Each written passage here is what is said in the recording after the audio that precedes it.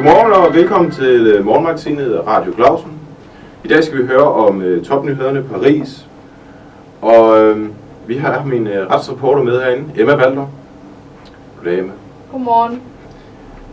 Du har undersøgt meget, eller du ved rigtig meget om det her Paris her. Ja. Paris blev i weekenden udsat for et terrorangreb, som de fleste af os nok godt ved, som er det største angreb på Frankrig siden 2. verdenskrig. Det har fået hele verden til at reagere, og på samtlige sociale medietrender og hashtagget Pray for Paris, og mange tusinder har ændret deres profilbillede på Facebook til farverne i det franske flag for at mindes de omkomne og for de hårdt sårede, og for at vise respekt til familie og pårørende. 129 personer er omkommet, og med antallet hårdt sårede kan der i løbet af de næste par dage godt komme flere på listen.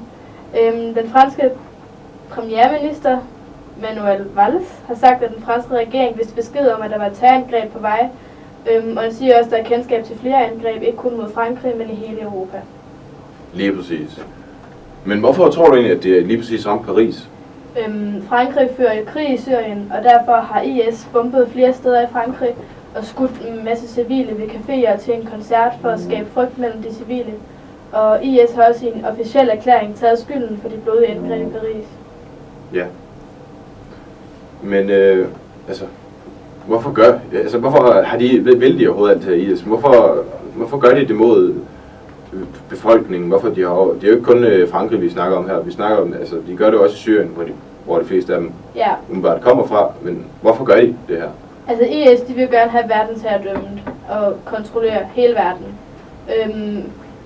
Og de vil bruge nærmest alle midler for at rydde folk af vejen, som er uenige med dem, og også bare for at skabe frygt til folk, de overgiver sig til dem. Ja, vi er nu når alt det her det sker, med at de bomber i både deres eget land selvfølgelig for at få herredømmet over det. Hvorfor er det så, at de vil bombe over hele verden, eller det lyder i hvert fald sådan, som om de har planer om det, og vil Frankrig overhovedet tage hævn for, at de har gjort det her mod dem?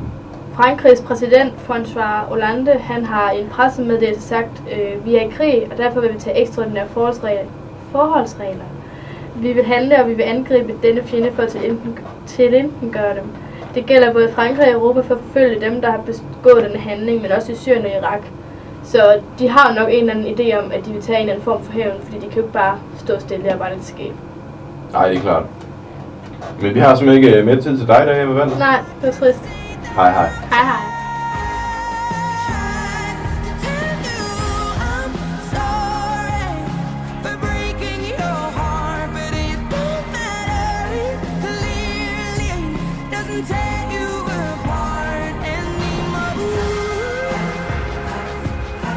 Ja, det var så Adele med hallo, og velkommen tilbage til studiet, hvor jeg nu har fået min allieret mig med, Søren Ulrik.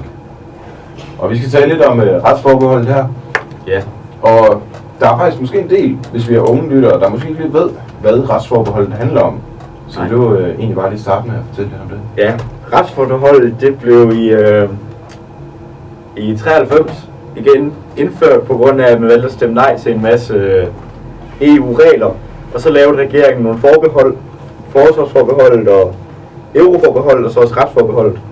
Og nu er vi blevet smidt ud af et europæisk samarbejde med politiet, og så vælger Socialdemokraterne, Venstre og Konservative og SF at lave en ordning, hvor vi kan komme med i nogle af de ting, vi sagde nej til i retsforbeholdet. Mange tak. Ja. Du fortæller jo meget, det handler om at stemme ja og nej, og hvad skulle argumenterne egentlig være for at stemme et nej og et ja?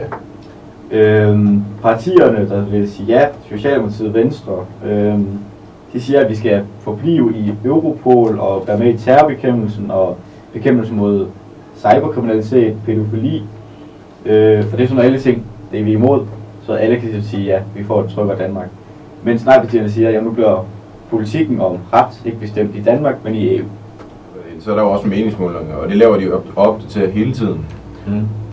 Hvad ligger meningsmålingerne på for tiden? Der er en stor gruppe, der er usikker på, faktisk 30%, jeg ved ikke engang, hvad de skal stemme endnu. Men ellers ligger det meget dødt løb mellem nej og ja-blokken. Så det spår dødt løb, men måske et lille forspring til nej-siden. Ja, super. Mange tak, fordi du kom.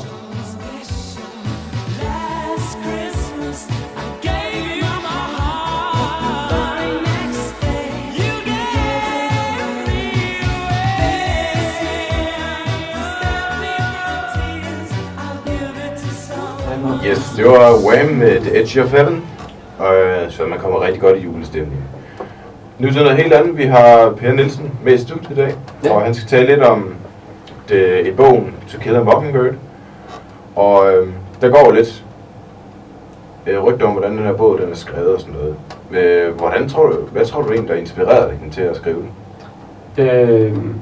Jamen altså, hun voksede, Nell Harper Lee, hun blev født i 1926, så hun er ved at være ret gammel nu. Men hun blev født i en lille by, der hedder Monroeville i Alabama. Og det er en meget lille by, og den kunne sagtens minde om byen Macomb, som er med i bogen. Så jeg tror, hun har trukket meget inspiration fra hendes egen barndom og hvordan det er. Men samtidig hun har også sagt i et interview, at folk de er folk, uanset hvor man har dem fra. Så ja. Yes. Den her bog, den har alle sikkert ikke læst. Måske mange gymnasielle elever. Ja. I hvert fald første G'er nok har læst den her. Men hvad handler den i bund og grund om? Et ultrakort referat af den? Jamen, det er ligesom Scout, den 9-årige pige, som bor i en lille by, der hedder Macomb i sydstaterne i USA. Og det spiller i 30'erne.